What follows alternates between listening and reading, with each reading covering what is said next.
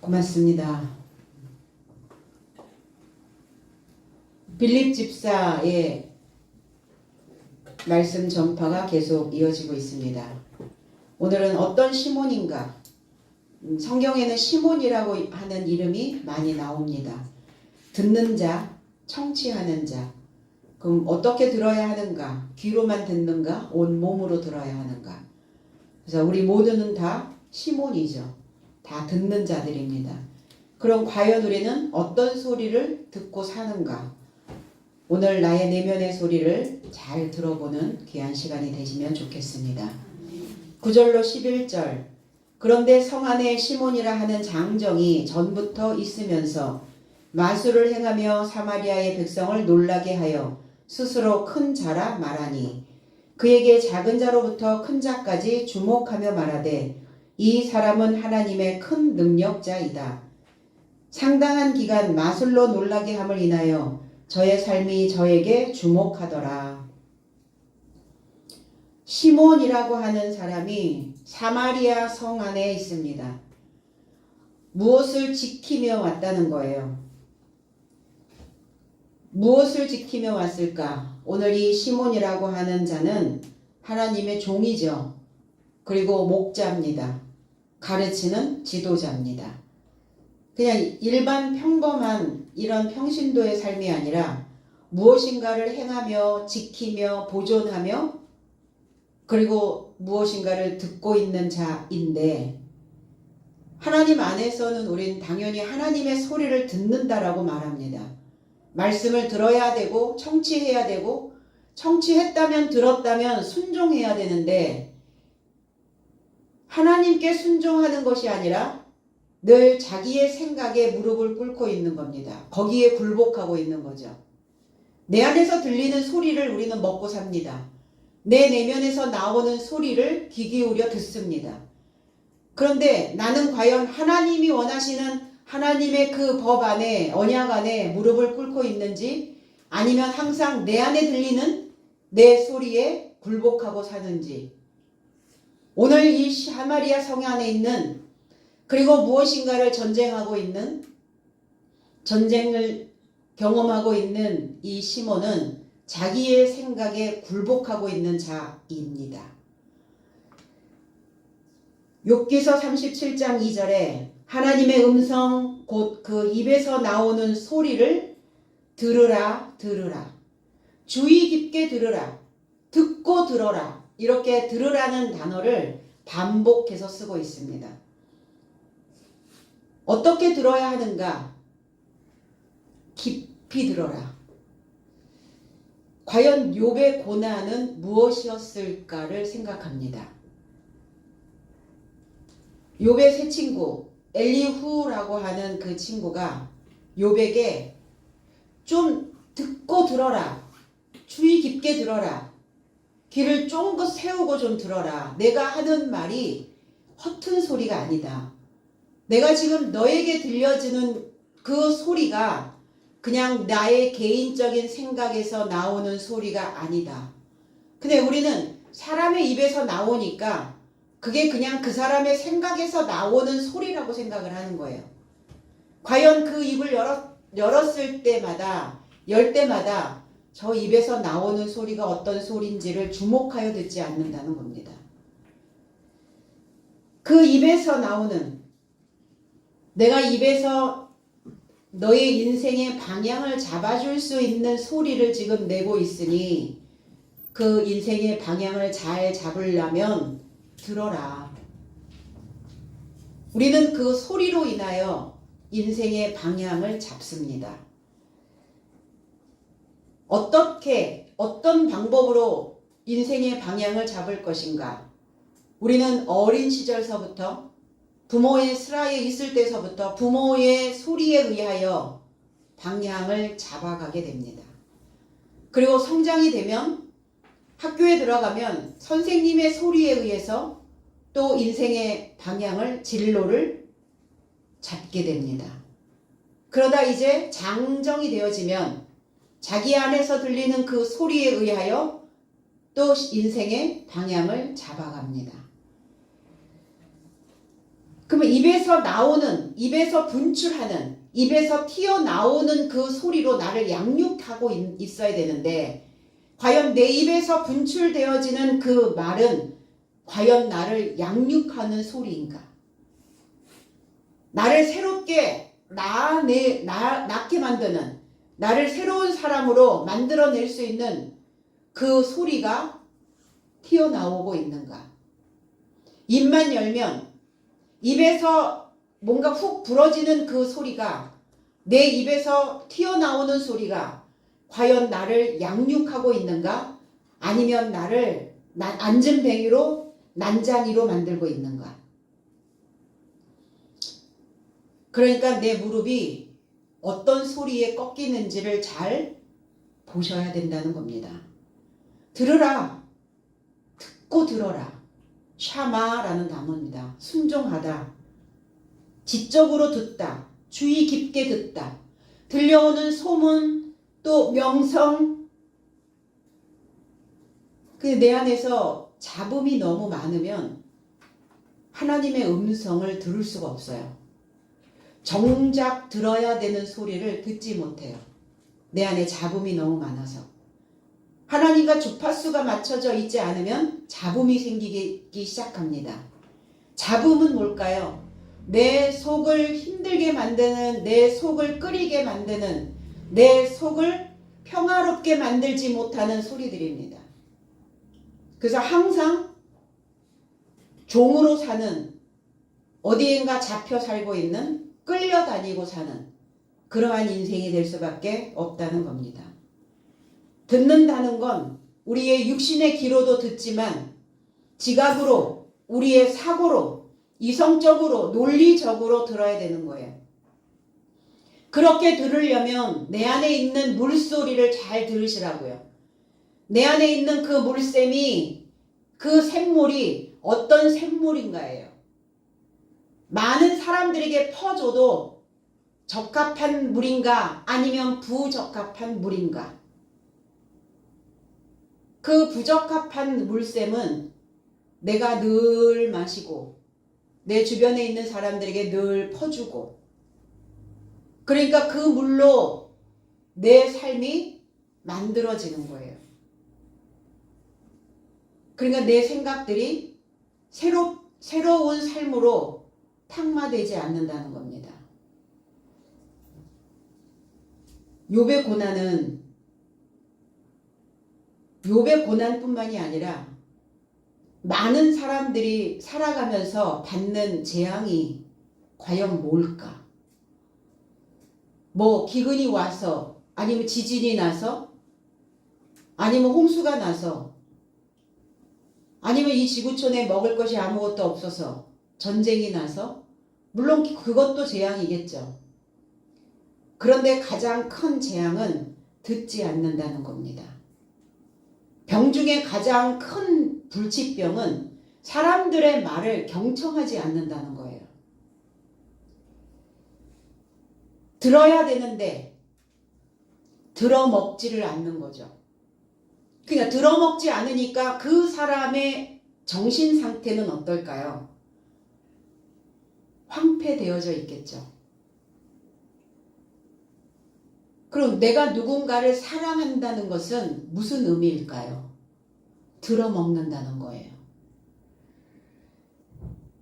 부모가 자녀를 키울 때 자녀를 사랑하기 때문에 그 자녀의 작은 소리까지, 말도 안 되는 옹알이도, 그 옹알이 수준에서 말을 하고 있는 그 말도 부모는 들어먹어줍니다.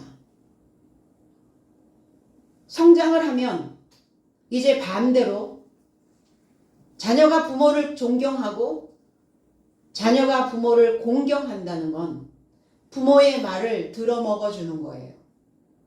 하나님을 사랑한다 말합니다. 하나님을 사랑한다고 말하면서 성경에 있는 메시지를 주면 내 입맛에 맞아야 들어먹죠. 내 입맛에 맞지 않으면 그것을 거부하게 됩니다. 그래서 하나님을 사랑하는가? 그러면 듣는 것이다. 그 사람을 사랑하는가? 내 가족을 사랑하는가? 내 옆에 있는 사람을 사랑하는가? 내 아내를, 내 남편을, 내 자녀를, 내 부모를, 내 스승을, 그리고 내 성도를, 내 주변에 있는 사람들을 사랑한다면 그 사람의 소리와 만나야 되는 겁니다. 그래서 그 소리와 만나기 싫어서, 그 소리가 듣기 싫어서 피해 다니죠. 과연 사랑할까? 인생을 살다 보면 서러움이 복받쳐 올 때가 있을 겁니다. 가장 서러울 때가 언제일까를 생각해 보시면 먹을 게 없어서, 입을 게 없어서, 잘 곳이 없어서가 아니에요. 인생의 서러움은 누군가가 내 소리를 들어주지 않는다는 겁니다. 자녀가 옹알이를 할 때, 자녀가 이야기를 할 때 들어주는 부모가 없었어요. 내가 말을 할 때 내 주변에 있는 사람들이 들어주지 않았어요. 남편이 말할 때 들어주지 않고, 아내가 말을 할 때 들어주지 않고, 부모가 자식에게 말할 때 들어주지 않고, 스승이 제자에게 말할 때 들어주지 않는. 그래서 갑자기 서러움이 밀려오는 겁니다. 나는 내 사랑하는 사람을 과연 그 소리와 만날 길을 갈망하는가? 그냥 그 소리를 피하여 이리저리 미꾸라지처럼 빠져나가고 있는가? 내가 듣기를 원하는 소리는 내 내면에 있습니다. 내 내면에서는 내가 듣기만을 원하는 소리가 올라옵니다. 그러면 그 소리에 굴복할 것인가? 나를 이롭게 하는, 나를 성장시켜 줄 수 있는, 나를 사랑하기 때문에 하는 그 소리를 우리의 내부에, 우리의 폐부 깊숙이 찔러 넣어야 할 것인가입니다. 밤이 무섭죠. 밤이 무서운 까닭은 적막하기 때문이에요. 들리는 소리가 없기 때문에, 들리지 않기 때문에 확 공포감이 밀려오는 겁니다. 사람들이 매몰되었을 때 생존율을 높이려면 그 사람들에게 듣게 하는 거래요.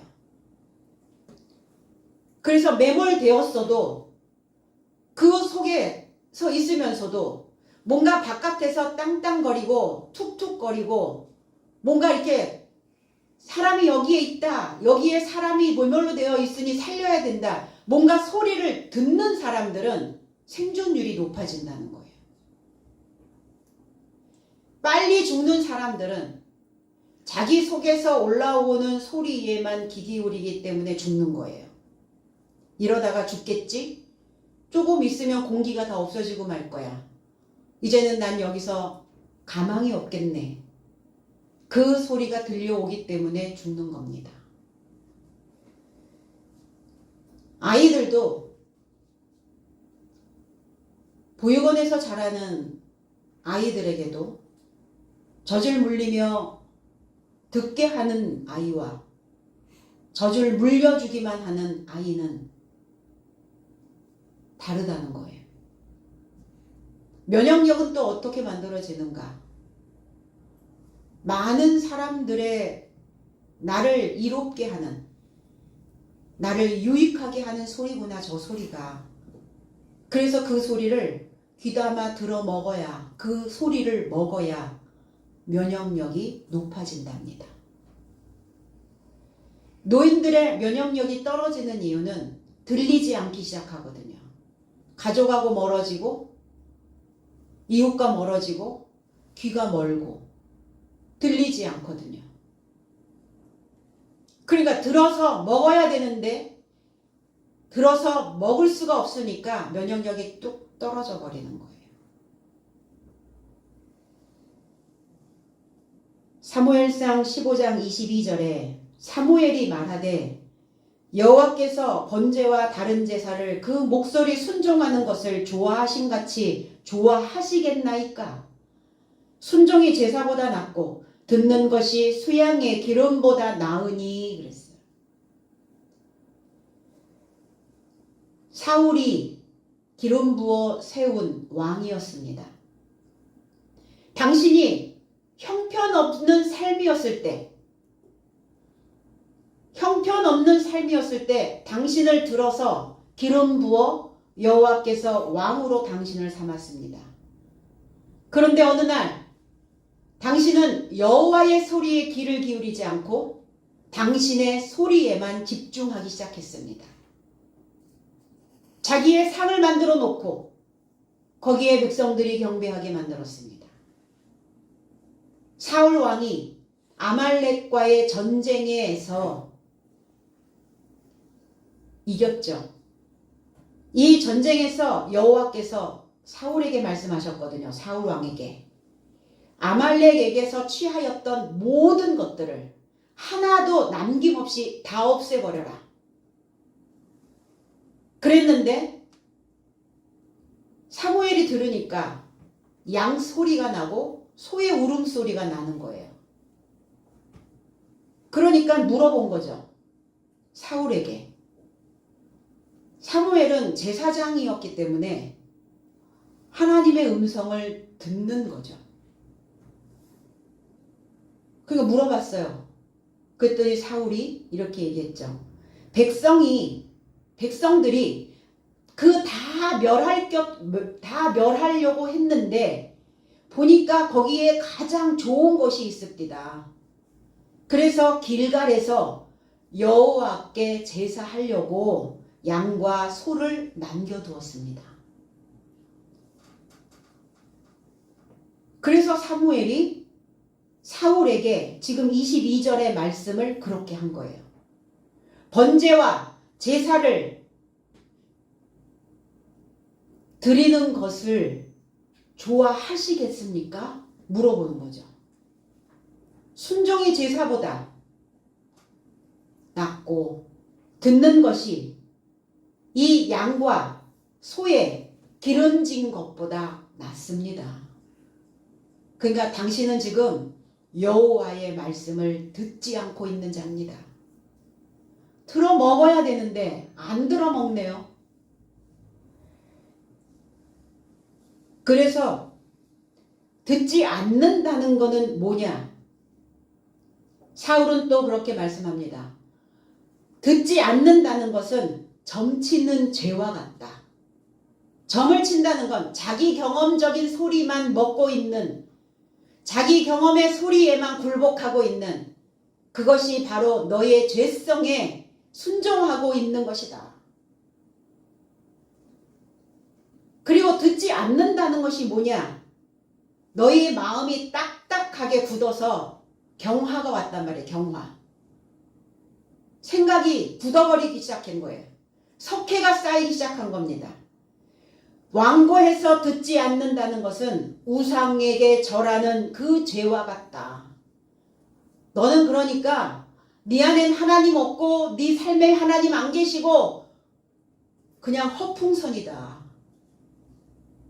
너의 상을 만들어 놓고 너의 모양 안에, 너의 모양 앞에서 절하는 자와 같다. 그게 죄라는 거예요. 듣지 않는 게 죄다 이렇게 말씀하고 있는 거죠. 그래서 사울 왕이 여호와를 버렸기 때문에 여호와께서도 왕을 버려서 왕이 되지 못하게 하실 것입니다. 사무엘이라고 하는 이 이름의 뜻도 하나님께서 들으신 바 되었다. 그럼 하나님께서 우리의 소리를 듣게 하시려면 하나님의 소리를 먼저 들을 수 있는 마음가짐이 필요하다는 거죠. 듣기 싫으면 어떻게 하죠? 듣기 싫어서 나가는 거예요. 귀를 틀어막고 있는 겁니다. 하나님이 원하시는 것은 번제와 제사가 아니라고요. 순종, 듣는 자. 그래서 그 목소리, 목소리를 들어야 그 삶이 기름져질 수 있다는 거예요.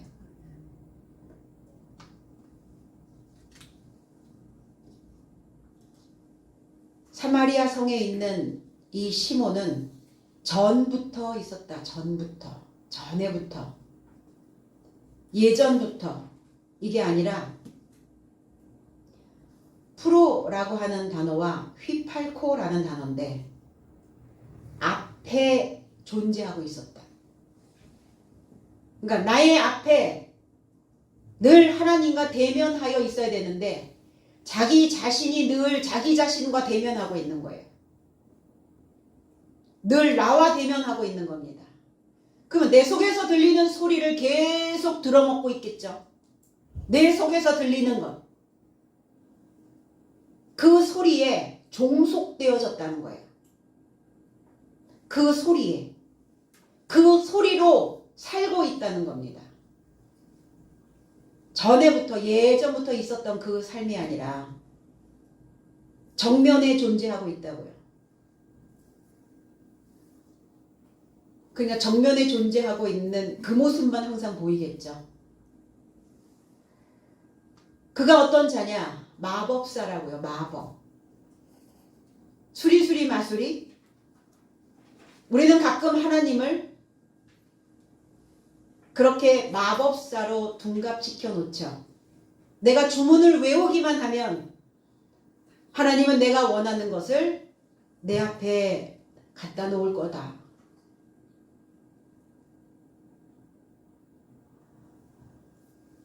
그런 하나님이 아니신데 마술을 행하다, 마법을 행하다. 이 단어가 히브리어로 넘어가면 점장이라는 뜻을 가지고 있어요. 점치는 자입니다. 뭘로 점을 치는 사람일까? 입으로 점치는 거예요. 그러니까 입에서 나오는 말이 풍성한 자였어요. 이 단어가 라브라고 하는 풍성하다, 수가 많다, 일만이라고 하는 단어를 만들어냅니다. 라브마그라고 하는 이 마법사라는 단어에서. 그가 말은 유창해요. 말은 그럴듯하게 합니다. 말은 항상 풍성해요. 말은 항상 많이 해요. 말은 항상 기름지게 합니다.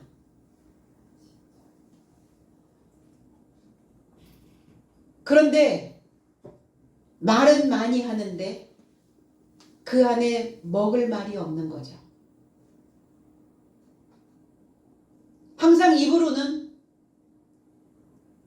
하나님 이야기를 하면서 하나님이 주신 감사를 이야기하면서 내 행위로 해야 되는 그 일은 하나도 안 하는 거예요. 그가 바로 입으로만 하는 점장입니다. 자기의 경험을 중요시 여기는, 자기의 생각에 늘 굴복하는 점장이. 그 점이라는 단어가 사람 인변의 입구예요. 사람이 말하는 거예요. 그런데 자기 경험만 말하고 있는 거죠. 이 마술을 행하여 백성들을 놀라게 했다 그랬어요. 깜짝 놀라게 했다. 마술을 행하니까 뭐 판타스틱입니까?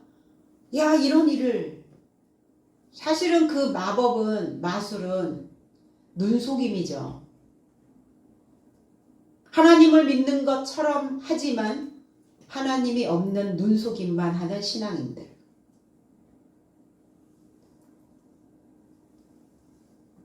그래서 이 놀라다 이 의미가 제 정신을 잃다. 그리고 매혹시키다. 밖에 세우다. 이런 의미를 가지고 있어요. 그냥 깜짝 놀란 이 수준이 아니라 이성과 논리가 마비되어졌다고요. 우린 종교 안에서 이런 것들을 많이 보죠. 이성과 논리를 마비시켜버리는, 그래서 정신을 잃어버리게 만드는, 사람의 종로로 타고 있는 이런 많은 사람들을 보게 됩니다. 밖에 세워졌다는 건 버려진다는 거예요. 하나님은 안에 세우시기를, 안에, 내 안에. 그래서 듣지 않으면 밖에 세워야죠. 밖에다 버리는 겁니다. 그래서 뭘 밖에 버렸을까요? 내 정신을 밖에 버렸다고요. 정신줄을 놨다 이렇게 표현하죠. 그 지도자가 어떤 지도자를 만나서 그 지도자의 입에서 나오는 어떤 소리를 듣는가 너무 중요하다는 거예요. 매혹시킨다는 거예요. 이 매자가 도깨비 매자예요. 이 혹자가 미혹할 혹입니다. 도깨비에게 홀리는 거예요. 그러면 여기 사마리아 성에 있는 이 백성들은 다 도깨비에 홀려 있는 자들입니다. 정신을 다 밖에다 세워둔 자들이에요. 내 속에서 내가 생각할 수 있는, 내 안에서 하나님의 생각과 만날 수 있는 힘이 없는 거예요. 그게 변해야 되는 겁니다. 그게 좀 바뀌어야 돼요. 그러니까 마음을 사로잡아서, 도깨비가 마음을 사로잡아서 생각이 흐려지는 거예요. 이게 놀라게 하는. 그리고 스스로 자칭 자신이 큰 자다, 위대하다고 부풀려져 있다는 겁니다. 부풀려져 놓였어요. 자신이 부풀려져 있는 자, 자기 스스로 큰 자라고 생각하는 자, 스스로 거대하게 만들어 놓고 있는 자는 하나님을 필요로 하지 않습니다. 머릿속에 박혀있는 하나님이라는 단어만 있을 뿐이에요. 그 하나님을 내가 하나님께 내 삶을 순종하지는 않습니다. 내 생각은 완악하고 내 입에서 나오는 그 소리는 늘 내 경험적인 것으로 점치고 있을 뿐이에요. 자신이 부풀려 있는 자, 하나님 필요하지 않고 하나님이 필요하지 않은데 사람들과의 관계가 필요하러 할까요? 안 해요. 사람들과의 관계도 원치 않아요. 그래서 자신은 혼자서 충분하다고 생각합니다. 혼자 살아도, 혼자 있어도, 혼자 놀아도 난 충분해. 자신을 거대하게, 자칭 위대하게 부풀려져 있는 자입니다. 그러나 그 속은 나약한 존재죠.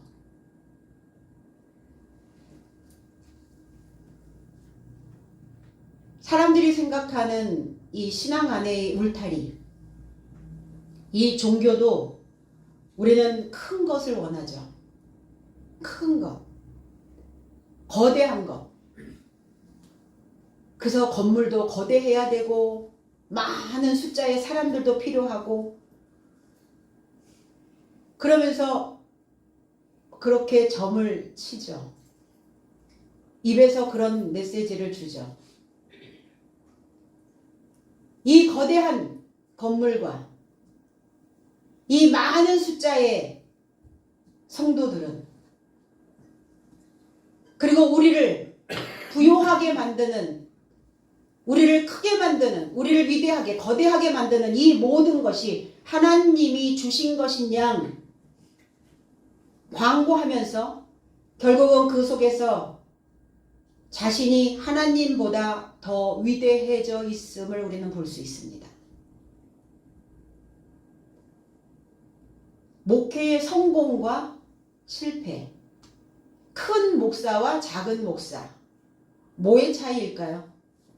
큰 목사, 대형 교회 목사를 큰 교회 목사라고, 큰 목사라고, 성공한 목사라고.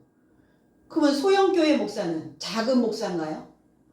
그 사이즈를, 이 보여지는 이걸로 부피를 잽니까? 그 하나님도 부르실까요, 과연? 그렇지 않다는 겁니다. 하나님을 닮아 있으면 그는 큰 자고 위대한 자입니다. 건물은 큰데 그 속에 내놓을 게 아무것도 없는 사람은 그 자는 볼품없는 자이겠죠. 그래서 자기 자신을 어떻게 만들어 놓고 있는지 스스로 자칭 큰 자라고 힘있게 보이는, 그래서 낮은 사람들을 돌보지 않는 힘있게 보이는 사람들과 늘 결탁을 하죠. 목사가 왜 언론 플레이를 하며, 목사가 왜 인기몰이를 해야 되며, 목사가 왜 정치와 결탁을 하는가? 힘에 놀리죠. 자기 스스로가 위대해져 보이도록 만드는 겁니다. 그러나 그 속은 강도의 구렬이다. 사마리아 성 안에 낮은 사람부터 높은 사람까지 이렇게 표현했어요. 낮은, 이 낮다라고 하는 의미는 미크로스라는 단어예요. 아주 작은, 아주 미미한. 우리 이 미크로스라고 하는 이 단어에서 마이크로라고 하는 단어가 만들어집니다. 마이크로소프트, 마이크로 경제학. 그래서 우리가 늘 보고 있는 컴퓨터나 핸드폰이나 전자제품이나 모든 그런 AI 이런 모든 거에 이 마이크로소프트가 들어가요. 컴퓨터가 사람의 뇌처럼 사물이나 데이터를 분류할 수 있고, 그래서 우리는 그 컴퓨터에 있는 그 마이크로소프트를 인공신경망이라고 말합니다. 사람들의 뇌 속에 신경망이 있죠. 뉴런이 있죠. 그래서 그 가지를 치면서 계속 생각을 저장하게 하고, 저장된 생각을 꺼내게 하고, 무엇인가를 기억하게 하고, 데이터를 분류할 수 있는 이런 능력들을 만들어냅니다. 근데 인공신경망을 만들어 놓는 거예요. 사람의 두뇌와 똑같은 방식으로 정보를 처리하게 만드는 이 작은 자. 그러면 여기에 작은 자는 어떤 자일까? 마태복음 13장 32절에 이는 모든 씨보다 작은 것이로되 자란 후에는 나물보다 커서 나무가 되매 공중의 새들이 와서 그 가지에 깃들이느니라. 겨자씨의 비유에서 이런 말씀을 하셨죠. 제 해석은 그것은 씨의 삶 모두보다 실제로 작게 되었다. 그러나 저가 성장되는 동안 채소의 삶보다 커져 있고 하늘의 새의 삶을 오게 하여 그의 가지 안에 유숙할 만한 나무가 되어졌다. 겨자씨 작은 자. 그리고 여기에서 작은 자는 그 겨자씨의 믿음을 가지고 있는 자입니다. 근데 겨자씨의 믿음을 가지고 있기는 한데 달아할 수 있는 씨눈이 없네요. 이 시몬으로부터 지금 시몬 안에 있는 자들은, 시몬의 소리를 듣고 있는 자들은, 시몬의 메시지를 경청하고 있는 자들은 그 씨 자체로 있는 거예요. 겨자씨 자체로 있는 거예요. 이게 채소가 되어지고 이게 나무가 되어져서 많은 새들이 뭡니까? 날아다니는 자들이죠. 우린 새 아닙니까? 하루에도 생각이 얼마나 많이 날아다녀요. 이걸 해야 돼, 말아야 돼. 이걸 접어, 펼쳐. 먹어, 안 먹어. 내 마음 한번 어떻게 해야 되나. 이 수없이 많은 5만 가지의 생각들이 날아다니는 새들입니다. 이 새들이 깃들일 수 있는 그 새들의 삶을 오게 하여서 그 가지 안에 머물게 할 수 있는 큰 나무가 되어져야 되는데, 여기에 작은 자들은 채소가 되어지고 나무가 되지 못하고 있는 자들의 상태예요. 그 상태에 그냥 머물러 있는 겁니다. 시중에 가장 작아 보이지도 않는 그 신앙인들이에요. 성장하지 않고 성장이 멈춰 있는 자들의 모습을 이렇게 작은 자로부터 이렇게 낮은 자로부터 이렇게 표현을 했습니다. 그 성장하려면 어떻게 해야 되는가? 믿음으로 말씀으로 나를 지지대를 만드셔야죠. 그러니까 움츠려 계지 마시고 이 마음을 고추 세우셔야 된다고요. 곧게 세우셔야 된다고. 말씀은 온데간데 없고 늘 내 생각이 날아다니니까 내가 고추 세워지질 않는 거예요. 풀빵은 그나마 풀기가 조금 있어서 그래도 조금 바삭거리기나 하죠. 풀빵보다 더 못한 푹 꺼져 있는 죽처럼 꺼져 있는 자신이 없어서 움츠려져 있는 어깨를 들어 올려서 우리의 믿음의 실체가 되어져야 된다는 겁니다. 자신 없을 게 없어요. 움츠릴 필요도 없습니다. 살고 있으니까. 오늘 내가 숨쉬고 있으니까. 작은 씨로 있는 자, 그리고 높은 자, 높은 자까지 메가스라는 단어죠. 위대한 자, 스스로 부풀려져 있는 자, 이들이 다 종교인들이라는 거예요. 종교 안에서 부풀려져 있는 자, 아니면 자기의 경험으로 부풀려져 있는 자. 계시록 18장 10절에 그 고난을 무서워하여 멀리 서서 가로되 화이또다 화이또다. 큰 성 견고한 성 바벨론이여 일 시간에 내 심판이 이르렀다 하리로다. 그럼 여기에서 큰 자는 뭐냐? 혼합되어져 있는 자들입니다. 제 해석은 그녀의 고문의 두려움을 인하여 멀리 떨어져 서서 말하되 화로다 화로다. 큰 성 강력한 성 바벨론이여 한 시간 안에 내 심판이 발생하였도다. 혼합되어져 있다고요. 뒤죽박죽 섞여 있다고요. 이것저것 막 섞으면 어때요? 많아지죠. 그게 바벨이라고요. 그게 높은 자라고요. 높다가 아니라 메가스, 크다, 큰 자. 자기 자신을 크게 만드는 이것저것 막 뒤죽박죽 섞여 있는 잡동사니로 만들어서 부풀려만 놓았다고요. 그러면 이 바벨 되어져 있는 자는 이렇게 자기 자신을 크게 만들어 놓은 자는 이렇게 바벨로 만들어 놓은 자는 우리가 짐승의 여물을 줄 때 어때요? 이것저것 막 섞어서 주죠. 이것저것 막 혼합해가지고 이렇게 끓여서 주지 않습니까? 짐승의 먹이. 결국은 자기 자신이 짐승의 먹이가 되는 거예요. 내 속에서 나오는 그 소리는 짐승의 먹이통에 그 여물통에 주는 먹이거든요. 그러면 그 소리만 듣고 먹으니까 내 짐승의 수준에서 나오는 그 소리를 듣고 먹으니까 바벨이 되는 거예요. 그래서 짐승에서 못 벗어나는 거죠.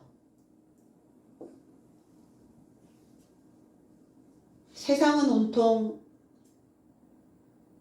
먹거리에 중점을 두고 삽니다. 그리고 우리가 살아가는 것도 먹거리의 문제라는 거예요. 오늘 뭘 먹을까? 뭐 먹지? 그럼 여러분들은 오늘 어떤 것을 먹고 오셨나요? 내 안에는 어떤 먹거리가 있나요? 나는 늘 어떤 마음을 먹고 있나요? 짐승의 여물을 주는 그 짐승의 꼴을 먹고 있나요? 그러니까 그 꼴이 말이 아니야 이러죠. 그 꼴이 말이 아니야. 네 꼴이 꼬라지가 이러잖아요. 짐승이 먹이를 먹고 있으니까 그 꼴을 먹고 있으니까 꼴이 말이 아닌 거지. 사람의 모양이 아니라는 겁니다. 빨리 쉽게 먹는 가공식품 좋아하시죠? 우리가 신앙 안에서도 어느 날 이렇게 설교도 가공식품을 먹는 걸 선호하기 시작했어요. 그러니까 뭔가 이렇게 곱씹어 먹는 이 메시지를 별로 즐겨하지 않아요. 그냥 후루룩 먹고 그냥 동치 쫙 찢어가지고 냄비에 딱 넣고 3분 딱 끓이면 먹을 수 있는 이런 거. 설교 긴 것도 싫고 설교 어려운 것도 싫고 그냥 쉽게 감동만 받으면서 뭐가 막 눈물이 핑 도네요. 정말로 막 가슴에 뭐가 뭉글뭉글 올라오는 뭐 이런 먹거리 좋아하시잖아요. 가공식품. 그러니까 설교가 가공식품이면 되겠냐고요. 말씀 한 단어 그 한 절 한 절을 다 뜯어가지고 쪄서 말려서 또 삶고 물에 불리고 이 얼마나 우리나라의 먹거리는 손이 많이 가요. 그래서 전 세계에 있는 사람들보다 면역력이 1위랍니다. 슬로우 푸드를 먹으니까. 그래서 이 무서운 코로나 19에도 살게 되고 존재되어지는 거예요. 강력한 세포를 가지고 있는 거죠. 근데 어느 날서부터 먹거리가 달라지기 시작했잖아요. 육신으로 먹는 먹거리도 그런데 영적으로 먹는 먹거리도 이제 거기에 이제 발맞춰 가기 시작했어요. 목사님 설교가 너무 깁니다. 15분 안에 끝내주십시오. 15분 안에. 그럼 뭘 먹일 수 있겠어요? 준비하다가 끝나는 거죠. 먹어보지도 못하는 거예요. 상에 앉지도 못하는 거예요. 그래서 섞어 먹기에 좋게끔 편하게 먹는, 편하게 신앙생활을 하는, 그러니까 세포들의 굳은 살이 박히질 않는 거예요. 근력이 만들어지질 않는 겁니다. 신앙생활 수십 년 했는데도 마음에 근력이 하나도 없는 거예요. 먹질 않으니까. 생각 없이 먹을 수 있는 말씀. 그래서 사람들이 이 쉽게 먹을 수 있는, 쉽게 들을 수 있는 이 메시지 중독에 걸려 있다는 거예요. 듣는 중독, 듣기 중독. 그러니까 자기가 원하는 것만 듣기를 원하는 듣기 중독에 걸려 있어요. 듣고 흘려보내고 반복하는 거죠. 걸쳐지는 게 아무것도 없는 거예요. 개걸스럽게 먹기는 하는데 성장은 멈춘 신앙인들의 모습. 거기에 주목해야 합니다. 우리는. 그 말을 청종했다고요. 그들이. 청종했다는 것은 거기에 마음을 두었다고요. 거기에 종사하고 있다고요. 거기에만 전념하고 있는 거예요. 오늘 시몬이 마술을 행하는 그 메시지에 전념하고 있다고요. 디모데전서 4장 13절에 내가 이를 때까지 읽는 것과 권하는 것과 가르치는 것에 창념하라. 읽는 것, 권하는 것, 가르치는 것, 거기에 전념하라. 거기에 마음을 두고 생각해라. 배우면서 하나님을 배워서 믿어야 된다는 거 이해할 수 없죠. 우리는. 하나님을 배워야 믿을 수 있다는 거 사람들은 그걸 이해하지 못합니다. 배워야 읽을 수 있잖아요. 읽어야 그것을 권할 수 있고 그래야 그것을 가르치는 자의 목소리를 제대로 낼 수 있다는 겁니다. 마술을 행하는 점치는 사람의 입으로 무엇이 쏟아져 나오겠어요? 어떤 것이 흉이고 어떤 것이 길한 것이냐. 늘 기흉만을 점치는 그 가르침에 마음을 둔 종교인들의 모양새입니다. 기륭을 점쳐주는 그 메시지에 전념하고 있는 거예요. 그 메시지에 종사하고 있는 겁니다. 그 메시지를 좋아하더라고요. 복받아라. 다 되어질 것이다. 99목은 내가 해야죠. 부족한 지혜를 구해서 부족한 지혜를 구하는 겁니다. 하나님께. 생각날 수 있도록 분별력 있는 사고를 할 수 있도록 명철하게 해달라고 기도를 그때 하는 겁니다. 제 해석은 내가 이를 때까지 암기와 권면과 교훈에 전념하라. 암기, 단순하게 성경 구절을 암기하는 것이 아니라 다시 알다예요. 내가 너한테 갈 때까지 다시 알기를 원한다. 네가 그동안 신앙생활 하면서 알았던 그 수준이 아니라 다시 알아야 한다. 그리고 권면은 파라클레시아라는 단어예요. 다시 알고 다시 안 그 내용으로 너는 위로받기를 원한다. 이 권면이라는 단어가 이 위로라는 단어에서 파라클레토스, 옆에서 돕다, 보혜사 성령, 우리에게 위로자로 오셨거든요. 다시 아는 것, 이것이 우리에게는 위로라고요. 다시 알려주시려고 보혜사 성령을 선물로 주신 거예요, 우리에게. 너희가 알고 있는 수준에 머무르는 것이 아니라 다시 알아야 된다. 그리고 교훈. 이 교훈을 주려면 디다스칼리아, 선생이 필요하잖아요. 세상에 1만 스승은 많대. 부모와 같은 심정을 가지고 있는 스승이 없다는 거예요. 선생은 단순히 자기가 가지고 있는 지식 전달체가 아닙니다. 지식 은행에서 그 지식을 뽑아내는 은행이 아니에요, 교수는.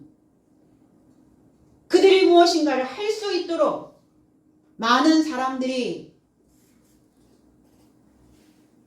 그 삶에 전념할 수 있도록 내가 지금 어디에 지금 전념하고 있지? 내가 지금 어디에 지금 종사를 하고 있지? 그거를 알 수 있도록 다시 가르치는 사람, 선생입니다. 교훈을 가지고 있는 자. 그럼 우리는 신앙 안에서 과연 나는 어디에 종사하며 어디에 마음을 두고 지금 전념하고 있는가예요. 미혹받은 나쁜 사람들, 사기꾼들 밑에서 종사하고 있는가? 아니면 예수 그리스도 안에 있는 믿음으로 구원에 이르도록 지혜롭게 할 수 있는 그런 그 거룩한 글 곁에서 배움에 전념하고 있는가? 사도 바울은 디모데에게 너는 배우고 믿게 된 삶 안에 머물라. 배워서 믿게 되어진 그게 바로 믿음이에요. 배우지 않으면 믿을 수가 없어요. 알지 못하는데 어떻게 믿을 수가 있단 말입니까? 알게 되어진 것을 믿고 있다면 너는 그 삶 안에 머물러라. 너 옆에 내가 누구 곁에서 배워야 하는지 알아라. 내가 누구 곁에서, 어떤 선생 곁에서 교훈을 받아야 되는지, 배워야 되는지 이제는 알아야 된다. 그래서 다시 알려주면 사람들이 참 그런 것 같아요. 다시 알려주면 제가 그동안 알고 있는 것이 이 정도였는데 다시 알고 보니까 한층 더 높은 수준이 되었네요. 고차원이 되었네요. 이래야 되는데 다시 알려주면 싫어라 해요. 거부해요. 안 받아요. 안 들어요. 안 들어먹어요. 그럼 그 사람은 자기 안에 혼합된 뒤죽박죽 섞여가지고 자기의 짐승의 먹이통에 맨날 염을 주는 바벨이 될 수밖에 없어요. 거대해져 있긴 하겠죠. 부풀려져는 있겠죠. 이 사람은 크다. 하나님의 능력이다. 디나미스. 능력이 뭐냐? 우리는 능력을 굉장히 거창하게 생각하는데 저와 여러분들 안에 능력을 한번 오늘 꺼내보시기 바랍니다. 자, 능력은 뭐냐? 할 수 있다 이거예요. 이게 능력 있는 사람의 모습입니다. 할 수 있다, 가능하다, 해도 좋다. 이렇게 나에게 가르치는 자가 능력자라는 거예요. 그럼 우린 다 능력자죠. 아, 그렇게 못 가르쳤나요? 내가 할 수 있나?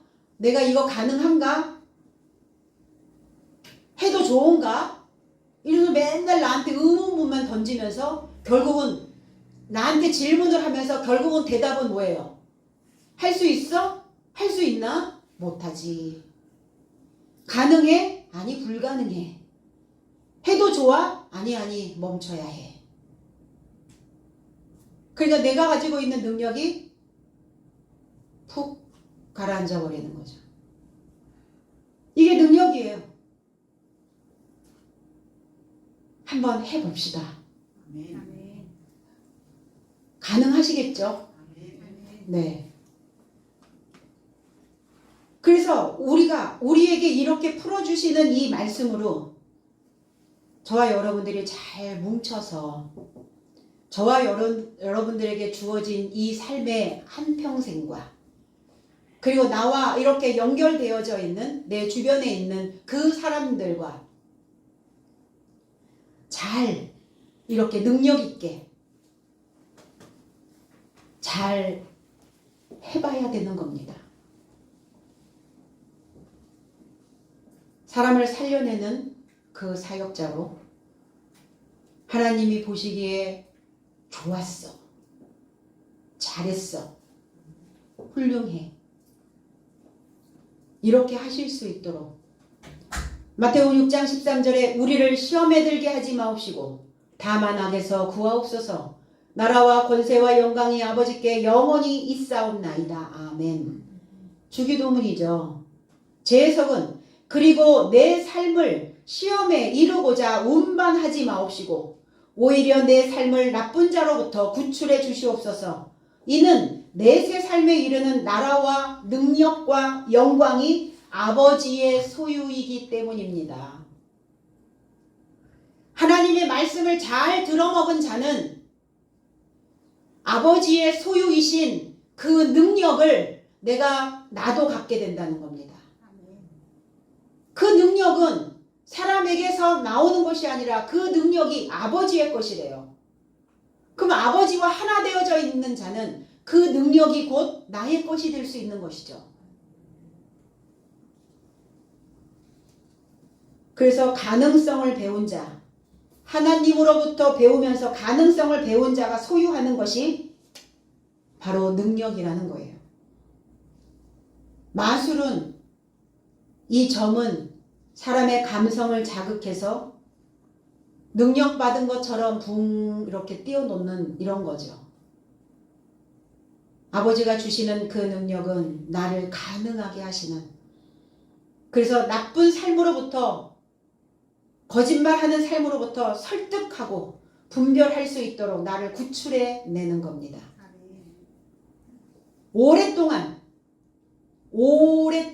오래라고 하는 이 단어가 크로노스라는 단어예요.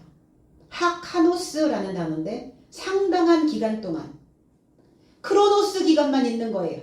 전체 삶의 양적인 시간만 있는 거예요. 반복되는 이 크로노스라고 하는 이 시간 속에서 내가 오늘 하나님의 말씀을 깨닫고 오늘 하나님의 능력을 내가 할 수 있다라고, 가능하다라고 그 메시지를 받아들이고 그리고 내 삶의 의미를 하나님께 두고 있다면 우리는 이 흘러가는 이 크로노스라고 하는 시간 속에서 나의 시간인 카이로스가 만들어지는 거예요. 그런데 그들은 자신의 시간은 없어요. 그들의 시간은 삶의 의미가 만들어지지 않는 그들은 그냥 종교 안에서, 신앙 안에서 그냥 이렇게 뭉태기로 흘러가고 있는 그 시간만 있었다고요. 그 오랫동안 자신을 발견하지 못하는, 가능성을 끄집어내지 못하고 있는 이들에게 주어져 있는 시간은 크로노스입니다. 그 속에서 의미를 찾아야 돼요. 의미를 하나하나 캐내는 이 카이로스가 나의 시간이거든요. 이 때가 바로 하나님께 복받는 때고 하나님께서 부여해 주시는 위대한 삶이라는 겁니다. 그 사람 밑에서 지금 종노릇하고 있는 거예요. 왜? 하나님의 큰 자라고 능력자라고 생각하고 있기 때문에. 입담이 좋은 시몬에게 미혹된 자들입니다. 거대하게 표면은 지어졌는데 그 속에는 감나가는 게 아무것도 없는 자들이에요. 그들을 그 소리를 청종하더니 그랬어요. 마음에 뒀다고요. 주목하고 있었다고요. 지능과 사고가 마법에 걸려있는 자들입니다. 문자의 마법에, 글자의 마법에, 내가 알고 있는 것만 고집하는 자들. 잘못 배우고 잘못 믿으면 마술에 걸려서, 마법에 걸려서 내가 괴물이 되어져 있는 모습을 보지 못하게 되는 거예요. 다 마법에 걸려버린 거예요. 이 마법에서 풀려나려면 마법에서 어떻게 풀려내죠? 내 곁에서 교훈을 주는 그 선생을 만나야죠. 그래서 그 가르침을 주는 선생에게 다시 배워야 합니다. 오늘 우리 모두가 다 빌리처럼 소식 전하기를 좋아하는, 말 전하기를 좋아하는, 그러나 그 말에 영양가를 담아 놓을 수 있는 그 말 전하는 저와 여러분들이 다 되어져서 이 시온성 교회가 하나님의 이 말씀으로 많은 사람들을 먹이고 많은 사람들을 성장시켜서 그들의 삶이 마비되어진 삶에서 그 마법에서 풀어줄 수 있는, 이제 활발히 작동시켜 줄 수 있는 저와 여러분들의 삶이 되어지기를 나사렛 예수 그리스도의 이름 안에서 축복드립니다. 기도하겠습니다.